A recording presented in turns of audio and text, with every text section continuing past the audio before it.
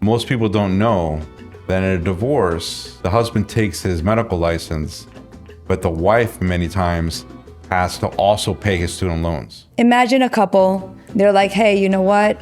I want to go to medical school so I can bring more income to the family. What becomes sticky is when they get divorced, they haven't paid any of that student loans, and then the other spouse who didn't get the education is stuck with half of that student loan.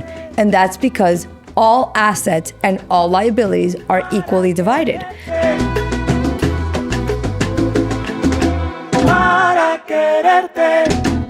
So picture this, you're married and your husband says to you, I want to go to medical school. Of course, everybody would say, absolutely, go for it. You spend those 10 years going through the medical school process and he accumulates $250,000 of student loan debt. You believe this is good for the family. However, most people don't know that in a divorce, the husband takes his medical license, but the wife many times has to also pay his student loans. Is that true? Yeah. Not only pay student loans, half of the student loans. Yeah. Welcome to another episode of Motivational Esquire. My name is Diego Mendez. I'm a bankruptcy, foreclosure, and debt lawyer here in Miami, Florida. And I'm joined today by Miss Jeanette Watkins, who is a preeminent family lawyer in the state of Florida, and she deals with all kinds of issues relating to pre-marriage, meaning prenups, divorce, which is, we all know what that is, and the things that happen with child support and alimony and other aspects. Today, we're talking about student loans. This is a sticky situation because people don't realize that if one of the spouses accumulates student loans during a marriage, they are both responsible for that student loan. Hello. Hi. Thank you for coming today. Thank you for having me. Am I right about that, or am I wrong about the student loans? You are 100% right, and people don't understand that when one spouse decides to go to law school or whatever school, nursing school or med school, any sort of higher education, both parties are liable for the debt. So here's the part where it gets sticky, like you were saying. So imagine a couple, they're like, hey, you know what? I want to go to medical school so I can bring more income to the family, right? That's the reason why people want to higher education, to bring more money for the family. Usually, what they should be doing is paying off the student loans as they start making money, not just paying the minimum payments, right? They should be paying that down. Now, what happens, what becomes sticky, is when they get divorced, they haven't paid any of that student loans, and then the other spouse who didn't get the education is stuck with half of that student loan. And that's because all assets and all liabilities are equally divided. So it is unfair when you say, wait a minute, I have to pay for half of the loan, but he gets to keep it. Where is the fairness in that? But unfortunately, that's part of what we call debts. A student loan is a debt, so they are equally divided. So the remedy to that is pay down the loans as you start making the money. Don't make those minimum payments and wait till the end of the day, because you, as the spouse who didn't have the education, can be looking at paying for half of that loan. So that means that in the situation with the doctor, if a man marries a woman, she goes to medical school, and then as soon as she graduates, she runs off with the orderly or the male nurse or whatever. The husband, ex-husband, has to pay for that doctor's, now it's the doctor, her student loans, and basically maintain her lifestyle because he's paying for an obligation that she has for 30 years. So let's say that the wife, right, incurred $500,000 in loans, right? Residency and all those things that doctors go through. Mm-hmm. So it's $500,000 debt. Now the husband, who's getting divorced, is on the hook for $250,000, right? So when you say, now he is on the hook for the $250,000 in marital court, right? In family law court. He's on the hook for that, and she's on the hook for the other half. Now, does he have to support her financially if now she has a full medical degree? So that's a different question, where does she need to be supported in some sort of lifestyle when now she has a full degree? So it would be very unfair if he has to pay for half of the loan and he has to support her because now she just decided to run off with a nurse. So usually in those cases, there is some sort of imputation as to what she could earn, so that she has a degree for a purpose. You don't just get a medical license, right, to just put on the wall. Usually you use that to build a life and a career. So what if that person decides to be a podcaster and does not want to practice medicine? That happens. They got the degree, but they don't want to practice. It happens with lawyers all the time. A lot of lawyers don't practice. Some doctors, I would imagine, decide to do something else, teach yoga. So now they have this $500,000 debt, and somebody has to pay for that, correct? And they're both liable for it. So in that situation, I mean, if the payment, say, is $4,000 a month, and it's $2,000 each, correct? Would it work like that? Well, it depends how the court divvies up that payment, right? But going back to your first question, if, like, let's say the doctor wanted to become a podcaster or a yoga teacher, the husband could ask for that for her, let's say, a medical doctor's income to be imputed to her. So it wouldn't be at a level where she's, 20 years in, because she's just at a starting level.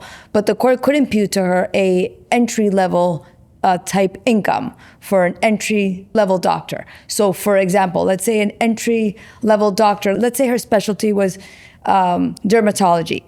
And so that entry level dermatology position, let's say it's $200,000. Then the court could impute that to her because she has the degree and she's voluntarily chosen not to exercise. So she would be technically voluntarily underemployed or unemployed. So the court has remedies for, scoundrels like that who want to just be like, oh, you're on the hook for $250K, but now, I want to be supported. So those are not the usual types of good faith situations where the court and the law envisions, right? The envisionment of the law on the student debt is, hey, you know what? Someone wants to become employed to better themselves and their children. And that's why the law allows for, all debts and all assets to be equally divided, because it's incurred during the marriage and it's in anticipation, the student loan, for betterment of their lives. So it doesn't really allow you to just, try to scam the other spouse like that. I mean, they will be stuck with the $250,000 debt, but they may not be on the hook for paying alimony because someone decides to become a podcaster or a yoga teacher. I mean, you hear about that. I mean, even in my practice, I interact with people, men mostly, say, well, I'm just not going to work anymore. I'm just don't care. She can't get me if I don't work. I'll just go work at McDonald's. And so a lot of these guys are engineers or lawyers or, but I'll just make $11 an hour. What happens in that situation where the guy, let's put it on the guys, the guy decides, hey, I don't want to work anymore. I'm not going to do this anymore. What happens? So the court can impute to that spouse the amount of money that they were making before because they're voluntarily underemployed or unemployed. I've had cases in the past where someone was earning a very good living and then they decided to be like a priest or something, where they just didn't want to work. They just wanted to be some spiritual leader and they weren't making any money. And so the argument is they're unemployed, they're underemployed, and the court doesn't allow that, right? If you want to become a priest, that's fine, but that doesn't benefit the children. So usually when there's children involved, right? Well, actually, when you have alimony and child support, you can impute in both of those circumstances, alimony and child support. But the courts really look at what's in the best interest of the children, right? Does it benefit the child for the father to become a priest and no longer pay child support to the mother? Absolutely not. And in fact, there was an interesting case many years ago where someone wanted to go to law school, and the children were like 16, 17, 18, like they were in the later years of becoming emancipated. So the law didn't find that it was in the best interest of the children for the father to go to law school because it wouldn't benefit the children. By the time the children emancipated, the father would be graduating law school, which means he would have not paid child support for 3 years. The higher education has to benefit the children. And if it doesn't, the court will impute to you what you were earning before, because it's not in the best interest of the children for a parent to stop paying to dabble and endeavor into their own interests while not considering the children's best interest. So in that situation, and this happens a lot the other way, a woman gives up her career to have kids. And, she was a lawyer before making $150,000 a year. Then they have 1 or 2 kids. And then the kids are 6, 7 years old. And there's a divorce. It doesn't matter who files, correct? It does not matter who files. Florida's a no-fault state. So whoever files, the husband or the wife, what happens in that situation? Because the wife could be a lawyer, but she gave up her career and she hasn't practiced in 6 years, so she probably kind of hard to find a job or difficult. What happens in that situation? So that's an interesting situation, which happens all the time, right? Parties make agreements as to, I want the wife to stay home, taking care of the children, so the children have their mom, home when they come. They want the mom to pick them up from the carpool lane while the father's working. So that's the point of alimony, right? Alimony provides for that. So let's say there's an 8-year marriage and she would probably imputed, because she has a law degree, she would be imputed an entry-level wage of a lawyer. Like I said, she's not going to be imputed a lawyer who's been working for 15 years straight, but she'll be imputed some sort of entry level because she has the degree and she has the ability to. So she will be granted alimony consistent with the duration of the marriage and consistent with the income of the parties. But the reality is that after 8 years, she's probably going to have to go back to work. She's probably going to have to, make a living for herself, and she has a degree. It's not like she has to start all over from scratch, working at some working minimum wage. She has the degree where she doesn't have to do that. She's fortunate enough that she doesn't have to do that. So the point of alimony is what in that situation? It's just so she doesn't have to work anymore, or at least doesn't have to work during the time that she's getting paid alimony, or is it for some other purpose? So alimony is based on need and ability to pay, right? So assuming in this situation that the husband has the ability to pay her, it's to provide for her monthly needs on an ongoing basis. For example, in an 8-year marriage, she would probably get 4 years of alimony. That's 50% of the duration, which is based on the new law in Florida. So if the wife gets 4 years of alimony, which is what the law provides, she's going to, let's call it, have to start, going to jobs, starting to consider working again. And if she doesn't want to work as a lawyer, she's going to have to find some other way to support herself, because the alimony is not going to provide forever. If she has young children, right, who are ages 8, by the time her alimony ends, those children may be 7, 8 years old. So she's going to have to provide for herself some other way. She might still get child support for the children, but she's going to have to find another way to provide for herself due to the short duration of that 8-year marriage. So in that situation, the divorced woman shouldn't be looking at the child support as a form of continuing a support for her.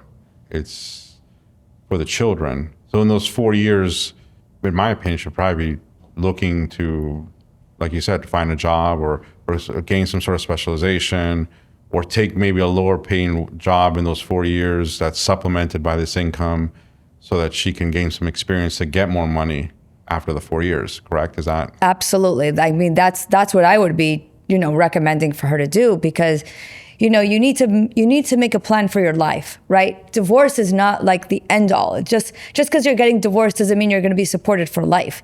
Everyone's situation is different, right? Some people have 2-income households where they're living paycheck to paycheck. So in those circumstances, you can't rely on your husband's income to support you for the rest of your life. Alimony is a whole other subject. It has all its nuances, but absolutely, if you are getting divorced, you shouldn't rely on, and if you have a short-term marriage, you shouldn't be relying on alimony to support you for the rest of your life, because it's really not going to provide for the rest of your life. It's only intended in short-term marriages for half of the duration of the marriage. So women in that situation really have to find a way to better their lives, to improve their lives, and to find some other sort of income to provide for themselves and their children. Even though there's child support is not that much money absent a good fortune child support case, which is, applies to like baseball players and athletes and celebrities. But absent those, a person who's going through a dissolution really needs to consider providing for themselves and their children in the near future. Well, I always thought that child support was a lot of money, basically, because the children need a lot of money to live. Getting divorced to child support might be a low number. Why would that be a low number? Absolutely, because child support is based on the time sharing that the parties have.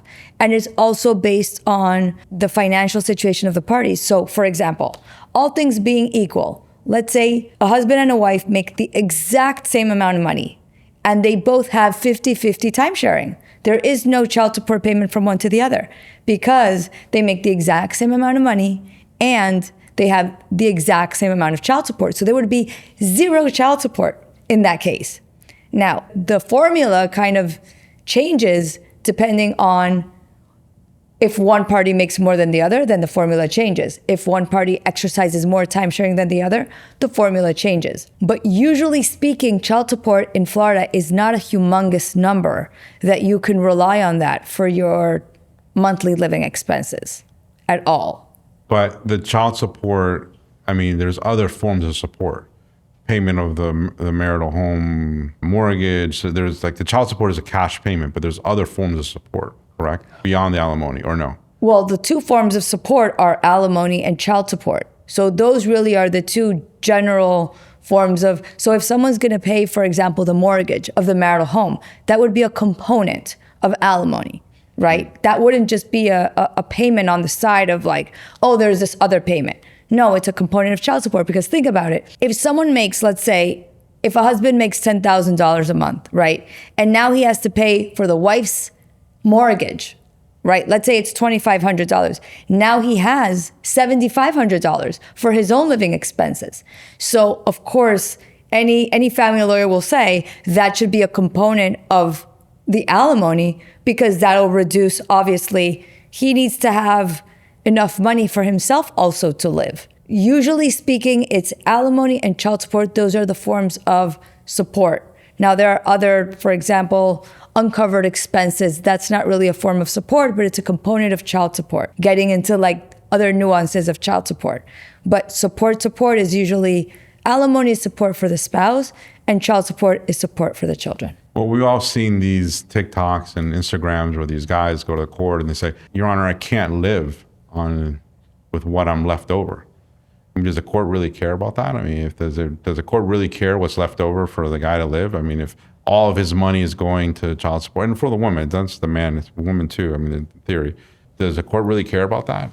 Absolutely. And not only that, the legislature in 2023 has crafted now a formula for alimony in order to provide for both of the parties. So the formula provides that for durational alimony, it would be the maximum of 35% of the differential between the two net incomes. And I know I'm getting into the weeds here, but the point of that is to answer your question that the legislature cares because the legislature doesn't want to leave one spouse with no money and having to provide it all to the wife or to the husband.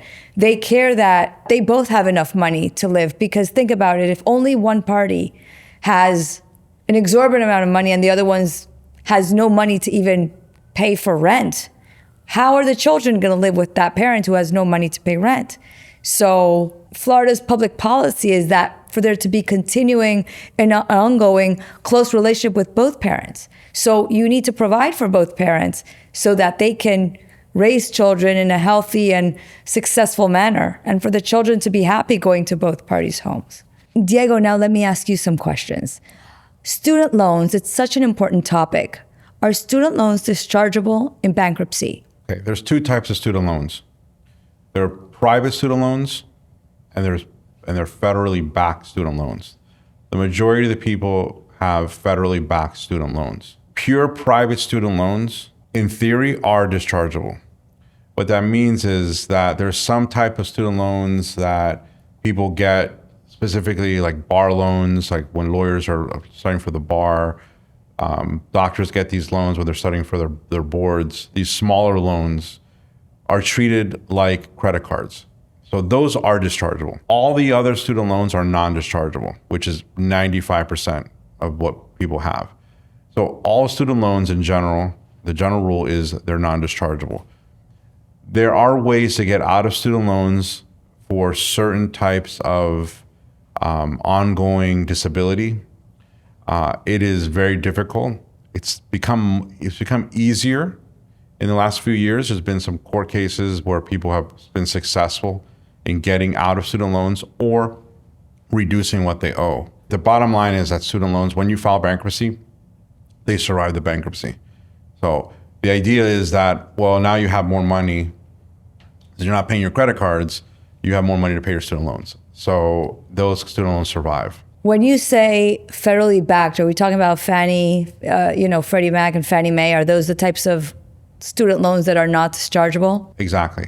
Fannie Mae, Freddie Mac, Nelnet. There's a bunch of these that you'll know because the majority of the loans are federally backed. And the reason, and you have to understand why, student loans are given to students. They're not based on grades. They're not based on income. They're generally based on need, meaning like if the students don't have any income, right? So generally don't have any money. So they just give them these student loans. They're based on the cost of the school. So if the student needs $50,000 a year to go to whatever college he wants to go to, or she wants to go to, these banks give these loans. These federally backed banks give these loans to the student, which are payments to the school. Why do they do that? Number one, because they're guaranteed by the federal government. So if you don't pay them, in theory, the government pays off these student loans to the entities that lent you the money. But beyond that, one of the big things is they're non-dischargeable. I mean, you can't get out of them. I understand the public policy of why this is, because the student loans are given, they're not based on anything. There's no collateral, there's no nothing. It's just, here you go, here's a bunch of money. And the students are able to go to college, and this benefits poor people and benefits everybody, middle class and poor, because private schools now are almost $100,000 a year. It's crazy how much they cost. Some of these schools are really, really expensive. Even public schools, state schools are $30,000 a year. Cheaper, but they're expensive for most people. People don't have that kind of extra money for their students to go to school. So the student loans are non-dischargeable because of those reasons, because they're so easy to get. So do students have to pay interest on that loan after they've graduated? And what is that interest rate, if you know? My understanding, it's always been 3.5% or 3%. It's a low interest. They're low interest loans. They're in theory supposed to be easy to pay off, but they're 30-year notes. You have 30 years to pay them. Yes, the interest does accumulate. So can you explain to me what parental student loans are? Okay. This is a really sticky subject because many times the schools determine that, let's say that the school is $50,000 a year, but the student only qualifies by himself for $35,000 in aid. That extra $15,000 is supposed to come from the parents. This happens with higher income people that are higher income, but they don't really have $15,000 extra. So those parents are given the option to take out parental student loans. There's the private ones, which are low and you can't get much money. And then there's the federally backed ones, the same concept. They give the student loan, it's to the student, but it's guaranteed by the parents. So what happens in that situation? I've seen this over and over again. This is really unfortunate. The parents are 80 years old. The student took out this loan, 30 years ago, and they never paid it. The parents are responsible for that student loan forever. All of it? Yes, they're responsible for their portion of the parental student loan, which could be $100,000 after 30 years. And it's destructive. It's damaging their credit because it's on their credit. Makes them pay this thing that they can't afford. I would say I understand we want to give our kids whatever, but I would think 5 times before taking one of those parental student loans out. Because if the kid decides to be a yoga teacher and not be whatever he's in school for, she's in school for, the parents are on the hook for that. They're not on the hook for the student's portion, but they're on the hook for what they paid.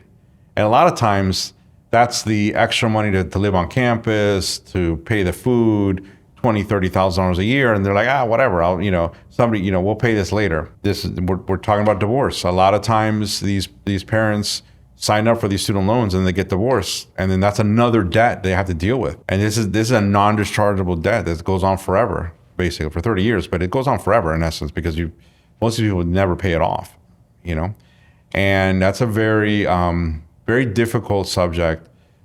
There's a lot of people in those situations. There's a lot of elderly people in those situations. And you would have thought that the children with their higher education would have given back to their parents by paying off their loans and not making it a burden for their parents who've already helped them. Yes, but we live in a society now that there's a lot of entitlement, I think, and most of the time the kids don't pay that. They're not even paying their own student loans. They're not going to pay the other ones. It's an unfortunate situation. I think there's a lot of thought, well, my parents are doing it for me, and there's this impulse when the parents say, oh yeah, I want to go to whatever crazy school that's private school in in Vermont that's, $100,000. $70,000 a year to live in the mountains of Vermont, which you could easily go to, the local FIU and pay, $7,000 a year, but no, I want to pay $70,000 a year to live in Vermont. And okay, I want to send my kid to go to any school he wants to, and he wants to go to Vermont, fine, we'll go to Vermont or New Hampshire or Maine or wherever it is.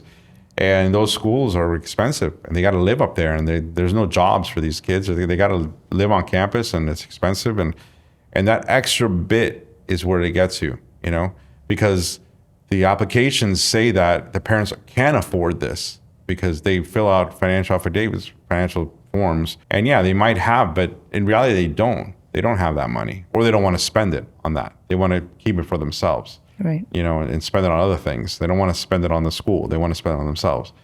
So that goes into planning. That goes into a lifelong planning when you have a kid. You got to start planning for your kid early, because relying on the student loan at the end, when the kid's 18 and wanting to go to, X college of Vermont, and that's the only school they want to go to, and daddy's little boy, little girl wants to go there, and that's where they want to send them, guess what? You're going to be taking a $30,000 loan 4 times. That's $120,000, and that's a lifelong debt for you, and you're on the hook for that. And you have to, as much as you love your kid, that kid might wash his hands of that and not pay anything, and then he's an adult and you can't do anything to him, and it happens. It happens a lot. I would say it happens most of the time, in my opinion. It's the highest default rate. Parental student loans have the highest default rate of all of them. And you're right, because people, when they start growing up, then they start getting a mortgage and they have credit cards and they have a life, and they forget about that loan. And then, 30 years later, yeah, they just forgot about it. And now it's the 120,000 plus all the interest that is compounded over the years, correct? Yeah. So now instead of 120, who knows, they're probably paying a lot more. Yeah, they're paying debt. double, right? Triple that, $300,000. So the retired person who thought they were going to retire comfortably now has to shell out $300,000 of the retirement to pay off this crazy loan. What happens if they don't pay it off? They get garnished. They get, they get sued. They get all kinds of bad stuff happens to them. This is a real debt. People, the government does not play around with these things. When you default on these loans, they don't leave you alone. They go after you. They're not going to sue you. They don't sue you necessarily. Some of them do, but the government doesn't sue you. But what it does is it freezes your bank accounts. It can do all kinds of things. Wow. It can do bad things like, and your credit's ruined forever. You have no credit cards ever again for the rest of your life. And they send you bills. And when you pass away, it's a creditor in your estate. So your estate now owes that money. Wow. So they'll file a claim on your estate. If your kids were expecting to get your house, no, the house has got to be sold to pay off that student loan that you got 40 years ago. And that's a big issue. That's unfortunate. Yeah. So Diego, I want to ask you, I heard a little while ago that there was some student loan forgiveness by the government. Can you explain, who was forgiven and what amounts were forgiven? Well, there's been a student loan forgiveness program in the government for many years. It's for public service. So if you work for the government, if you work for hospitals, It's very limited if you're a teacher, and you basically, the idea was you work for these entities and you get paid less money, and you, after, I think it's 10 years or 20 years, I'm not remembering exactly, but at a certain period of time, you make a small payment and then whatever's left over is forgiven. So that's existed forever, and it still exists, I believe. So those are public service loan forgiveness. Remember, student loans aren't that old either. I mean, we only started really giving student loans in the 80s. The 70s, people that went to school in the 70s didn't need student loans. So in the 80s, late 80s is when we started. And then the 90s it exploded. Everybody's getting student loans. And then people have been living off this for many years. So we haven't reached that point where people have worked for 15 years or 20 years, or that, have had student loans for 30 years. So we're still learning about that. But there is a public service student loan forgiveness. The Biden administration changed that and said, okay, I'm just going to start forgiving people that their loans are 25 years old, basically. So if you made payments for 25 years, regardless of what you did, the balance would be forgiven. It's controversial because, you're forgiving debt and you're not forgiving other people's debt. I'm not going to get into that.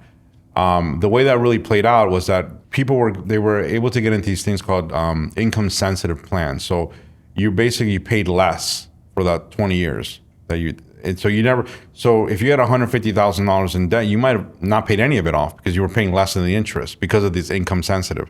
So I've known people that had $150,000 wiped out from Biden, many people. And that was happening during the Biden administration all the time, just sending out waves of these forgiveness of debt. Not everybody qualified for it. Not everybody with the loans were old enough. There was all kinds of rules to it, but yeah, that was forgiven. I personally think it's a good thing because that money is so old that, it is what it is. Maybe they should put something else to that, or I don't know. I don't know how to make that more equitable for people, but I understand why. I mean, student loans, it's $1,000 a month. And, it's $1,500 a month, and that's money is kind of dead money. Where does it go? It doesn't go anywhere. It goes back to the government. Does the government really does it really need that money? I mean, I understand it's the taxpayers' money and all that. Yeah, so that exists. The Trump administration stopped it. There's no more of that. I do believe there's still the other programs, the public service program still exists because that's something that's Congress did many years ago, which I think is a good thing because it encourages people to do jobs that aren't highly paid but are very necessary. Being a teacher, being a nurse in a public hospital, being a lawyer if you work for a public defender's office, if you work for the state of as a prosecutor, you get your loans forgiven after a certain period of time. So we need prosecutors, we need public defenders, we need teachers, we need all these things because a lawyer can make a lot more money working for a private firm, but it might benefit them to work for a public defender for a period of time and get that loan forgiven. Absolutely. Great answer. Thank you. So, Jed, we've had a really interesting conversation about student loans and we've talked about other things. So what is your best advice for somebody that's in a marriage and in possibly a divorce situation when one of the spouses has accumulated or is thinking about accumulating student loans? So my advice would be, if you're going to incur student loans, make sure to pay them off. Make sure to be diligent about knowing how much you're going to incur and how much you have available to pay it off. So if you do get to the situation where you're going to divorce, you leave the marriage with more assets than with debt. And that really may even save your marriage, right? Because now you don't have all this financial baggage to deal with, student loans. But as you pay it off, like I said, you live within your means. And that would be my best advice, to manage the debt that comes, with a marriage. There's all types of debt. There's mortgages, there's food, there's electricity, there's every day to day. But if you learn how to manage your debt and live within your means, if you ever go through a divorce, you'll hopefully leave the marriage with assets and not with just debt. Well said. Thank you. So I hope today's conversation opened your eyes as to one of the main important factors in divorce, which are the student loans that are accumulated during divorce. A lot of people don't think about this. This is another sticky subject. I didn't fully understand it, but now I much better understand it after I've spoken to my good friend, Jenna Watkin, who is a family law practitioner here in the state of Florida.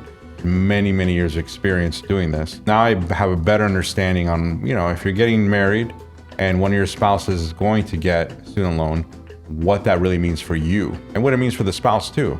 I mean, everybody's trying to do their best here in life. We're trying to move towards something positive for everybody when you're married. I understand why people do that, but there are factors and things that come into play when there's a divorce that we need to understand. Please stay tuned for our next episode of Motivational Esquire.